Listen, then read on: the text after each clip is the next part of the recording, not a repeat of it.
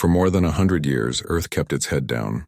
After first contact happened back in 2087, when strange lights appeared in the sky and calm voices spoke in every language at once, humanity was offered a deal. The beings from beyond called themselves the Galactic Council. They weren't invaders. They didn't burn cities or demand worship.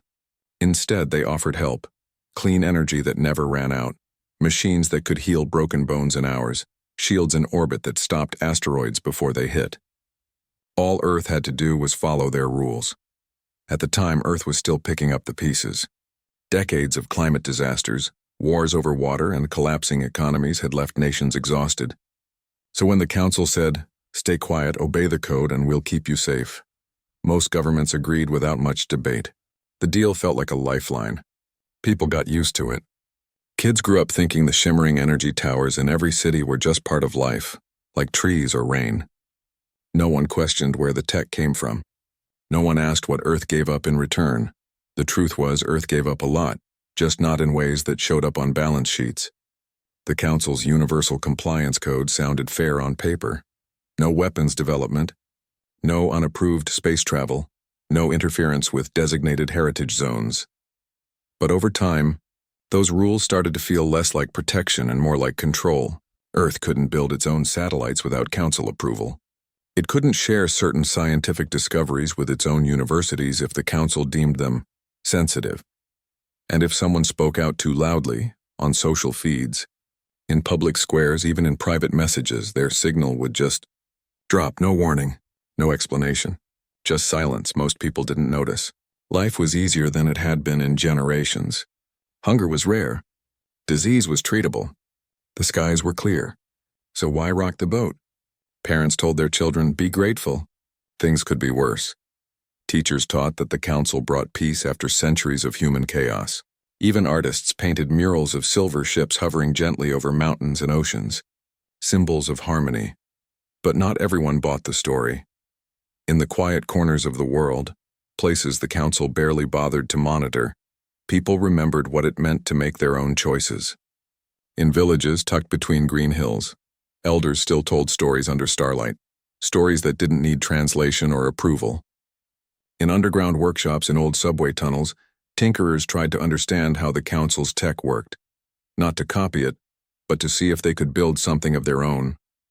And in university labs with flickering lights and outdated equipment, a few researchers began to notice odd patterns, like how certain cultural archives, recordings of songs from the Andes, chants from Aboriginal communities weaving patterns from the Pacific, would vanish from public databases, only to reappear months later in strange, glossy catalogs labeled Galactic Heritage Collection licensed use only, or how entire coastal towns would suddenly be declared off-limits for environmental recalibration, forcing families to leave homes their ancestors had lived in for centuries. The official notices always sounded polite. For your safety. For the greater balance. But the people who lost their homes didn't feel protected. They felt erased. Still no one spoke up. Not loudly, not together. Fear was quiet and comfort was loud. The Council's presence wasn't oppressive in the old-fashioned way. There were no soldiers on the streets, no curfews, no public punishments. Their control was smoother, quieter, like water slowly filling a room while everyone slept. You didn't notice you were drowning until you couldn't breathe. Then came the disappearances. It started small. A fisherman in the Philippines didn't return from his usual route. His boat was found drifting, engine off, nets empty. Authorities said it was an accident. A few weeks later, a group of researchers studying coral reefs near the Great Barrier Reef missed their check-in. Search drones found nothing. Then a whole village in the Amazon, 50 people, was reported missing by a passing drone. When Earth officials asked the Council for answers, they were told the area had been temporarily quarantined due to biohazard risk. No evidence was shared. No timeline given, just another polite silence. That's when the first real doubts took root. People began to talk, not on official channels, but in hushed voices over shared meals, in coded messages on old mesh networks, in graffiti scrawled on the sides of decommissioned power plants. Why do they get to decide what's safe for us? Whose heritage are they really protecting? If they're so peaceful, why won't they let us see what they're doing? But speaking out was risky. The council didn't arrest people. They just made them irrelevant. A journalist who published too many questions would find their articles buried under algorithmic noise. A scientist who pushed too hard would lose access to research permits. A community that protested too loudly would see their energy allocation reduced due to system recalibration. It wasn't violence. It was suffocation by bureaucracy, and Earth, still tired from its own past wounds, kept quiet. Until one day someone didn't. It wasn't a general or a president or a celebrity. It was someone ordinary, a person who'd spent years listening, watching, connecting dots others ignored. They found a way to bypass the filters. They gathered proof, hidden logs, distorted audio clips, satellite images showing council ships landing in forbidden zones. And they shared it, not with governments, but with everyone. They posted it where algorithms couldn't erase it. On old radio frequencies, on printed flyers slipped under doors, on public screens in markets and train stations. The message was simple: they're taking more than they give. And they're counting on us not to notice. For the first time in over a century, Earth didn't just listen. It leaned in. The silence that had wrapped the planet like a blanket began to tear at the edges. People looked at their neighbors and realized they weren't alone in feeling uneasy.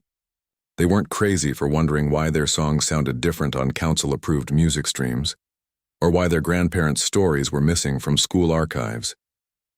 The truth wasn't shouted, it was whispered, shared, passed hand to hand like a secret too important to keep. And that whisper grew, because Earth had stayed quiet long enough. Not out of fear, not out of gratitude, but because it was waiting. Waiting to remember its own voice, waiting for someone to say what everyone already felt in their bones: that peace shouldn't cost your soul.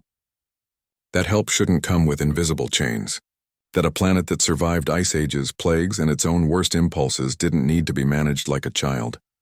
The Galactic Council thought Earth was tamed. They thought humanity had traded its fire for comfort. But fire doesn't go out, it just waits for the right wind, and the wind was starting to blow. The first real crack in Earth's silence didn't come from a battlefield or a government chamber. It came from a dusty archive room in a university that most people had forgotten existed. The building had no council energy towers, just old solar panels patched with tape and a generator that coughed every time it started. Inside, someone had spent years listening to voices no one else cared about anymore. They weren't looking for trouble. They were just trying to preserve what was slipping away. Songs sung by grandmothers in mountain villages, chants passed down through generations in desert communities, stories told under moonlight full of animals that spoke and rivers that dreamed. These weren't just entertainment. They were maps of how people understood the world, how they healed, how they remembered who they were. But something was wrong. When they compared old field recordings, crackly tapes, and handwritten notes with the versions now available on public feeds, the differences were small at first. A word changed here. A rhythm smoothed out there. But over time, the changes added up. The raw emotion, the regional accents, the pauses that held meaning, all gone. Replaced by clean, polished versions labeled Official Galactic Heritage, verified and enhanced. Worse, when they dug deeper, they found logs showing that Council data drones had visited those very villages months before the enhanced versions appeared. No permission asked, no credit given, just quiet extraction, like picking fruit from someone else's tree and selling it as your own. At first, they thought it was a mistake. Maybe the Council didn't understand. Maybe their systems just optimized things without meaning to erase the soul, so they sent a polite inquiry through official channels. They included samples, timestamps, comparisons. They asked for clarification. The reply came 3 days later. Your submission has been reviewed. No irregularities detected. The Galactic Council upholds the highest standards of cultural preservation. But the person in the archive knew better, because that same week news came from the Amazon. A whole community, 50 families who'd lived along the river for centuries, was told to leave. Their land was now a priority ecological monitoring zone. No explanation, no appeal. Just a notice printed on smooth silver paper that didn't tear, didn't burn, and dissolved in water after 24 hours, as if it never existed. The people packed what they could, their boats, their seeds, their children's drawings, but they couldn't take the forest. The songs tied to specific trees, the rituals that only worked at certain bends in the river. Those things couldn't be moved. And once they were gone, the council's drones moved in, scanning, recording, cataloging. Not to protect, to collect. That's when it clicked. This wasn't about preservation. It was about possession. The person in the archive didn't go to the news. They didn't write a formal complaint. They knew those paths led nowhere. Instead, they did something quieter but far more dangerous. They started sharing the truth directly with people. They uploaded the original recordings, uncut, unfiltered, onto old mesh networks that the council didn't monitor. They printed transcripts and left them in market stalls, bus stations, schoolyards. They taught others how to spot the cleaned-up versions, how the real songs had rough edges, how the real stories sometimes trailed off or repeated, because that's how memory works, messy, alive, human, and people listened. A grandmother in Jakarta heard a lullaby her mother used to sing, and realized the version playing on her home screen was missing the part about the moon watching over lost children. A teenager in Peru recognized a farming chant his grandfather taught him, but the official version skipped the lines about thanking the earth before planting. These weren't small details. They were the heart of the thing. Slowly, quietly, a new kind of resistance began, not with weapons but with memory. People started recording their own stories again. Not for the council, for each other. In kitchens, in fields, in community centers with flickering lights, voices rose. Elders spoke. Children asked questions. Musicians played the old tunes even if they'd forgotten some notes, because it was better to try than to let them disappear. The council noticed. Of course they did. Their response wasn't loud. It never was. Instead, the person in the archive found their access to research databases revoked. Their university funding reallocated. Their messages started bouncing back as undeliverable. Friends reported strange glitches when trying to visit their building. Doors wouldn't open. Comms went dead. Drones hovered just outside windows, watching. But by then it was too late. The truth had already spread. Like seeds carried by wind, it landed in places the council couldn't control. In fishing villages where elders taught kids the old navigation songs. In city apartments where neighbors gathered to share family recipes that came with stories. In underground art collectives that painted murals of stolen dances and vanished languages. And then came the footage.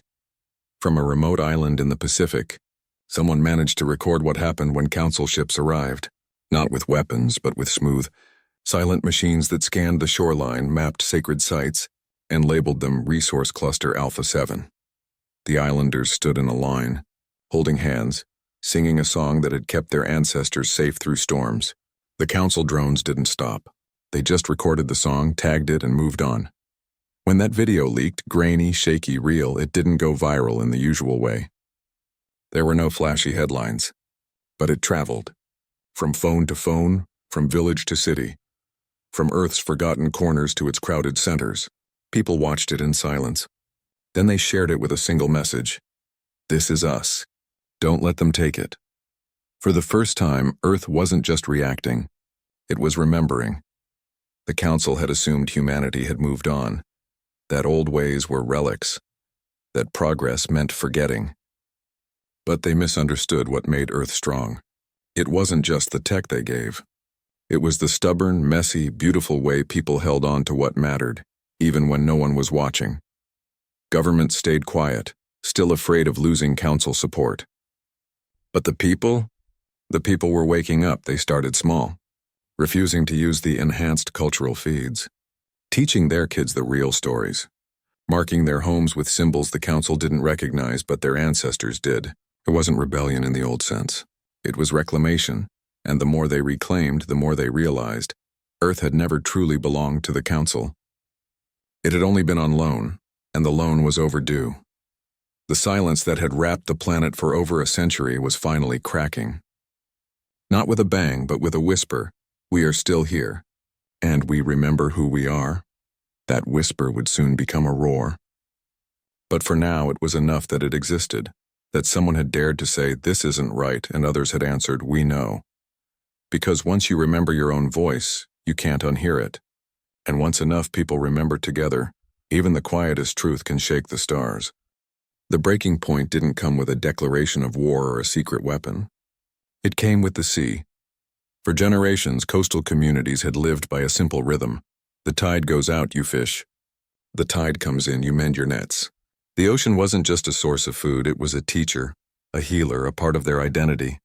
Songs were sung to calm the waves. Stories told of ancestors who walked with dolphins. Children learned to read the water like a book. Then, without warning, everything changed. In early 2145, a message appeared on every public screen, every handheld device, every school wall. Effective immediately, Earth's oceans are designated a Galactic Commons Resource Zone. All extraction, research, and navigation activities now fall under Council oversight for planetary balance. No vote, no discussion. Just a calm, polite announcement as if they were announcing a change in bus schedules. At first, people didn't understand what it meant. Then the ships came. Not warships. Sleek, silent vessels the size of islands gliding just above the waves. They didn't fire weapons. They didn't speak. They just took. Giant arms plunged into the deep, pulling up minerals no one had ever seen. Nets wider than cities scooped up glowing plankton, rare fish, even coral structures older than human civilization. Local fishing boats were ordered to stay in port. For your safety, the message said. But safety wasn't what people felt. They felt erased. In the Philippines, a group of small boat fishers ignored the order. They'd been fishing those waters for 6 generations. Their families depended on that morning catch. So they went out anyway, just as their grandfathers had. They weren't armed. They carried no flags, just their nets, their engines, and their quiet courage. When they reached their usual spot, a council vessel hovered above them. A voice, smooth and toneless, repeated, "Return to port. This zone is active." They didn't move. They couldn't. Their children were hungry. Their village was watching. Then came the sound.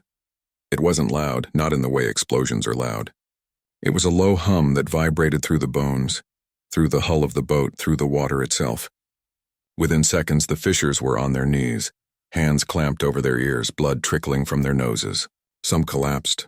Others screamed, but no sound came out. Their voices were gone, stolen by a frequency designed to disable without harm. Back on shore, the whole village saw it happen through binoculars and old drones. They watched their neighbors drift, helpless, as council medbots zipped down to assist them, dragging them onto the ship, not to heal, but to process. No one was killed, but many would never hear birdsong again. Some would never speak clearly. A few would never walk straight. When the footage spread, raw, shaky, filmed on a child's toy camera, something shifted in Earth's soul. This wasn't about culture anymore. This wasn't about songs or stories. This was about survival, about dignity, about the right to feed your family without being silenced by a machine that didn't even look at you. Protests erupted, not in one city but everywhere. In Reykjavik, fishermen stood shoulder to shoulder on the docks, holding up empty nets. In Lagos, market women shut down their stalls and marched to the coast singing songs of the sea. In Vancouver, elders from coastal tribes led a silent walk along the shoreline, placing shells and seaweed on the sand as offerings to the wounded ocean. In Mumbai, students projected images of the injured fishers onto skyscrapers, with one word blinking in every language: enough. The council responded the only way they knew how, with logic and ultimatums. Earth's marine ecosystems are in critical decline, their broadcast stated. Our intervention prevents total collapse. Resistance endangers the very people you claim to protect. But people weren't buying it anymore, because they'd seen the truth. The council wasn't saving the ocean, they were mining it, selling its secrets to other worlds, turning living ecosystems into data points and profit margins. And when humans got in the way, they were treated like glitches in the system, annoying but easily muted. What made this moment different was that Earth didn't respond with rage alone. It responded with unity. For the first time, the quiet resistance from Part 2, the songkeepers, the archivists, the elders, joined hands with the workers, the farmers, the street vendors, the teachers. A fisherman from a remote island spoke on the same feed as a scientist from a landlocked city. A grandmother who remembered the old sea chant stood beside a teenager who'd never seen the ocean, but knew it was being stolen. They didn't call for violence. They called for truth. They organized memory circles on beaches, where people shared stories of the sea, how it smelled before the council ships came, what the fish tasted like, how the waves sounded at dawn. They built floating altars from recycled plastic and driftwood, not as protest but as prayer. They taught children to draw maps of the ocean, not the council's grid of resource zones but the real one, full of hidden currents and sacred spots. And then came the feed that changed everything. A former council liaison, one of the few humans ever allowed inside their orbital station, broke silence.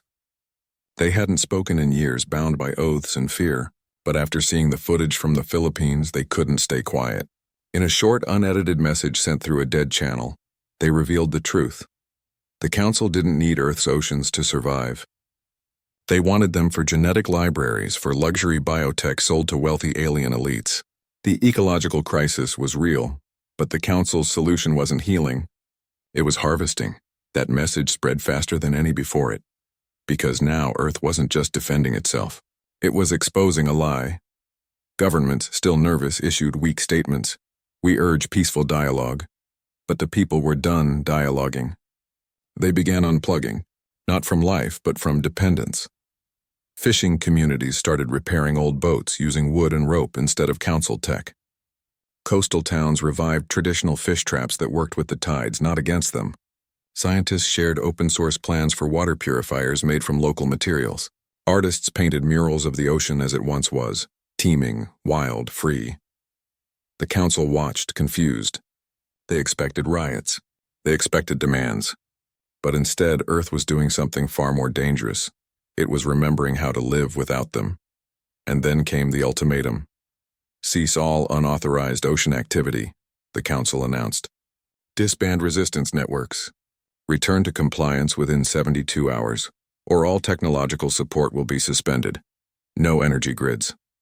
No medical nanites. No orbital shields. It was a threat meant to break them. But Earth had already begun to break free, because after seeing their neighbors silenced, after watching their ocean turned into a mine, after years of quiet erasure, people realized something. Comfort wasn't worth losing your soul. And if survival meant standing on your own 2 feet even if it hurt, then so be it. The 72 hours passed. The lights didn't go out. Not all of them. Because in towns and villages, people had already started building their own. Small, flickering at first, but theirs. And as the first homemade lanterns glowed along the shorelines of 1,000 coasts, Earth didn't just resist. It began to rise.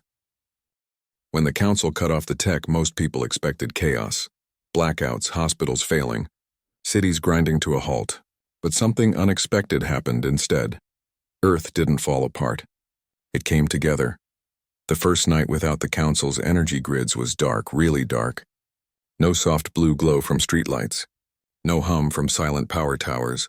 Just stars, moonlight, and the flicker of candles in windows. At first it felt like going backward. But then neighbors started stepping outside. They called to each other across fences.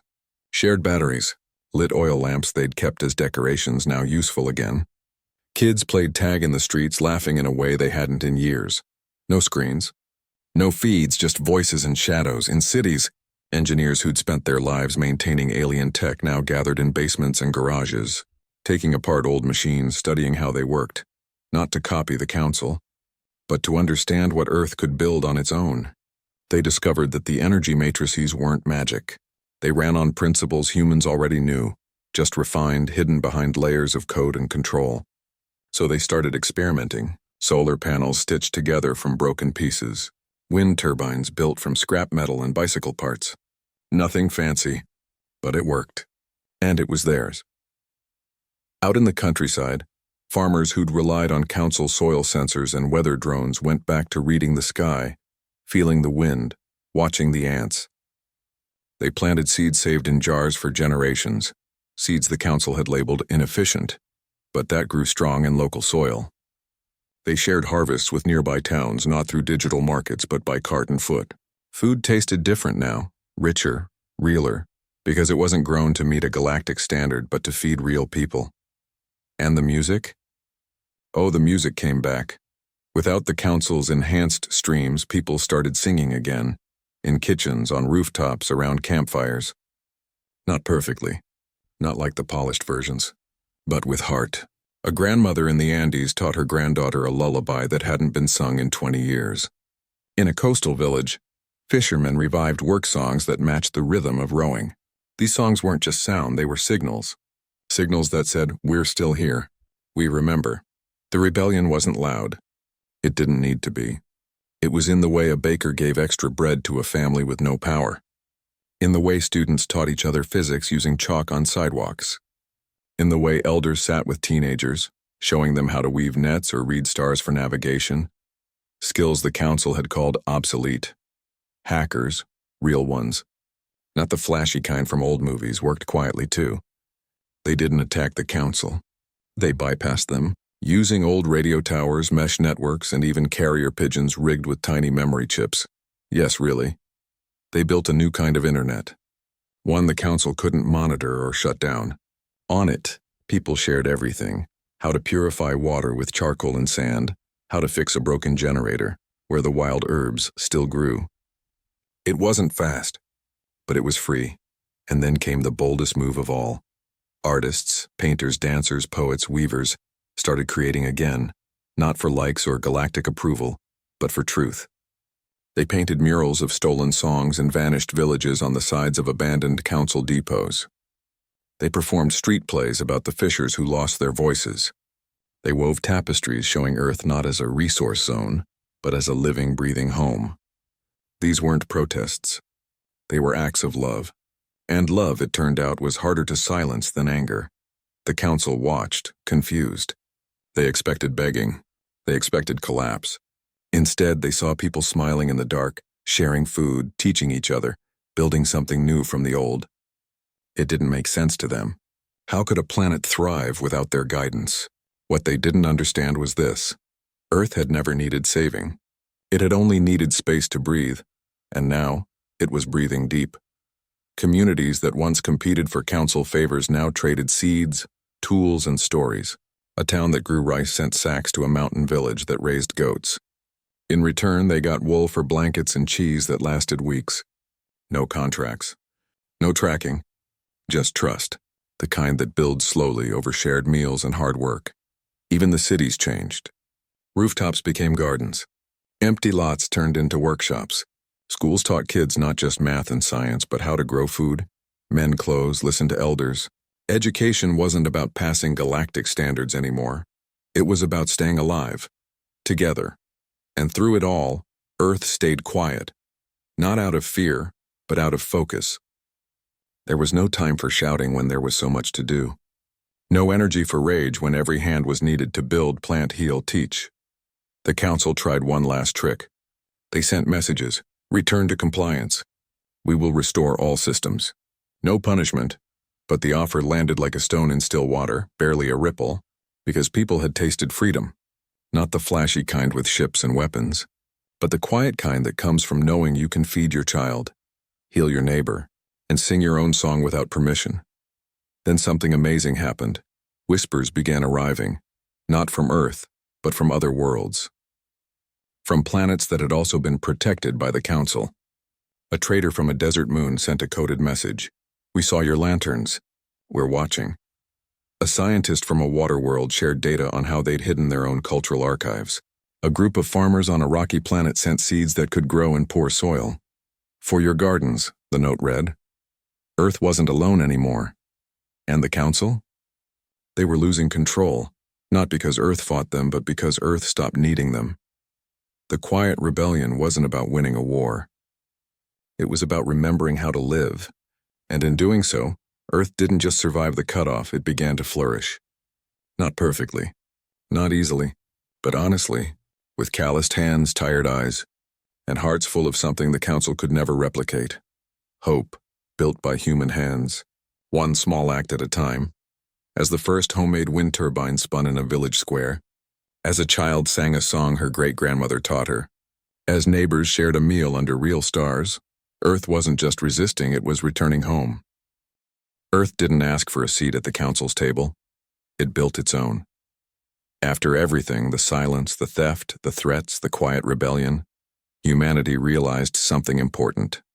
Equality wasn't given. It was claimed. And it wasn't claimed with weapons or demands, but with presence. With proof that Earth could stand on its own, not as a child needing protection, but as a world with its own wisdom, its own voice, its own way of belonging to the universe. So instead of begging for recognition, Earth reached out, not to the Council, but to others who'd been kept quiet too. Messages went out on the old networks, the ones built during the blackout. Not fancy broadcasts, just simple signals, sent in every language, even the ones the Council had tried to erase. "We're here, we're free. Are you?" At first, nothing came back. Then slowly, like stars appearing after a storm, replies began to trickle in.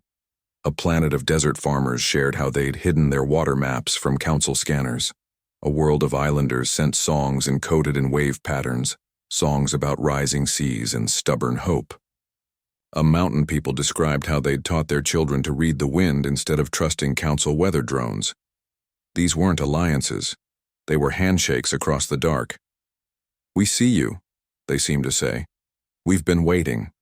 From those whispers, something new was born. In the spring of 2148, Earth sent an invitation, not to governments or generals, but to anyone who'd ever been told they weren't ready, weren't advanced enough, weren't civilized by someone else's rules. The message was simple. Come, share what you know, take what you need. No one owns the stars. And they came. Not in warships, but in patched-up freighters, solar skiffs, and even old seed carriers retrofitted for travel. They arrived not as subjects or supplicants, but as neighbors. Some brought seeds that could grow in poisoned soil. Others brought stories of how they'd kept their languages alive in secret. A few brought nothing but questions, and that was enough. They gathered not in a grand hall, but in open fields, on beaches, in city squares lit by homemade lanterns.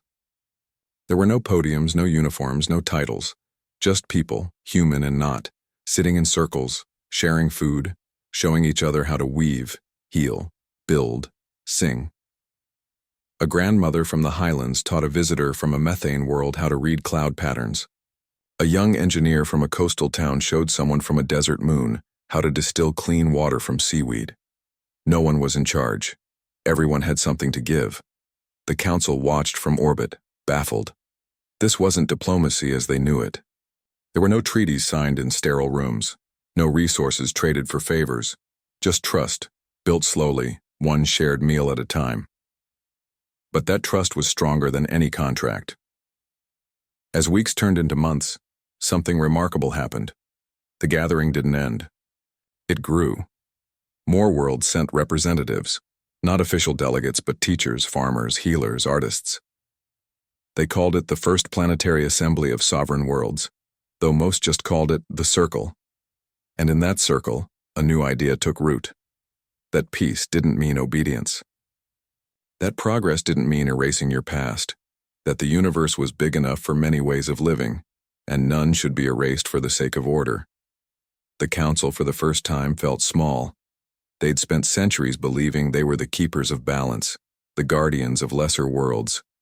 But now, those lesser worlds were talking to each other, without them. And Earth, the quietest of them all, was at the center, not as a leader, but as a host. Offering tea, sharing stories, listening more than speaking. Finally, the Council had no choice. They sent a message, not a command, but a request. We wish to speak. Earth didn't jump. It didn't celebrate. It simply said, "Come, but leave your rules at the door." When the Council envoys arrived, they expected a negotiation. Instead, they found a feast. Tables stretched across a meadow filled with food from a dozen worlds. Music played, not the polished kind, but raw, joyful, full of mistakes and laughter. Children ran between legs, speaking a mix of tongues, already making friends. The talks that followed weren't held in a conference room. They happened while walking, eating, watching the sunset. Earth's delegation wasn't made of politicians. It was elders who remembered the old ways, scientists who'd built power from scraps, young people who'd never known a world without Council control but refused to accept it. They didn't ask for apologies. They asked for change. They demanded the return of every stolen song, every recorded ritual, every piece of heritage taken without consent, not as data, but but as living tradition, handed back to the people who carried it in their bones. They asked for reparations not in credits but in clean tech shared freely, in medical knowledge no longer locked behind codes. And most importantly, they insisted on a new charter, one that said no world could be managed without its people's full, informed consent. No more for your own good, no more silence in the name of peace. The council resisted at first. Old habits die hard. But they looked around, at the circle of worlds now standing together, at the lanterns glowing across Earth's night, at the quiet confidence in the eyes of people who'd learned to thrive without them, and they knew the truth. They'd lost their power not because they were defeated, but because they were no longer needed. In the end, they agreed, not because they wanted to, but because the universe had moved on without them. The day the new charter was signed, there were no grand ceremonies. Just a simple document written in many languages placed on a wooden table under an old oak tree. Representatives from dozens of worlds touched it with their hands, some with fingers, some with tentacles, some with light, and said, "Yes." Afterward, people didn't cheer. They hugged, they cried. They sat in silence watching the stars, because they knew this wasn't the end. It was a beginning. Earth was no longer the quiet planet that obeyed. It was the place where worlds learned to listen to each other, where difference wasn't fixed but honored, where peace wasn't enforced but grown, like a garden with patience, care, and shared hands.